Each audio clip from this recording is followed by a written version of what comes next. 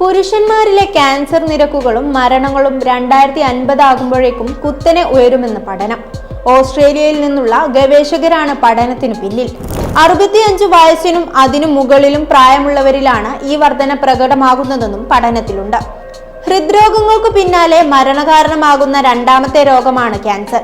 എന്നാൽ പുതിയ പഠന പ്രകാരം ക്യാൻസർ മുൻനിരയിലെത്തുമെന്നാണ് ഗവേഷകർ പറയുന്നത്. 2022 മുതൽ 185 രാജ്യങ്ങളിൽ നിന്നുള്ള 30 തരം ക്യാൻസറിനെ കുറിച്ചും അതുമൂലമുള്ള മരണത്തെക്കുറിച്ചുമാണ് പഠനം നടത്തിയത്. 2022 പുരുഷന്മാരിലെ ക്യാൻസർ കേസുകൾ 10.3 ദശലക്ഷമായിരുന്നെങ്കിൽ 2050 ആകുമ്പോഴേക്കും അത് 19 ദശലക്ഷമാകുമെന്നാണ് ഗവേഷകരുടെ വാദം. ക്യാൻസർ മരണങ്ങൾ ഇരട്ടിയോളമാകുമെന്നും പറയുന്നു.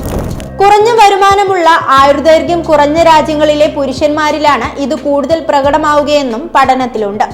സ്ത്രീകളെ അപേക്ഷിച്ച് പുരുഷന്മാരിൽ ക്യാൻസർ നിരക്കും മരണങ്ങളും കൂടുന്നതിന് പിന്നിൽ പുകവലി, മദ്യപാനം, തൊഴിലിടങ്ങളിൽ ക്യാൻസറിന് കാരണമാകുന്ന ഘടകങ്ങളുമായുള്ള സമ്പർക്കം തുടങ്ങിയവയാണ് പ്രധാന കാരണങ്ങൾ.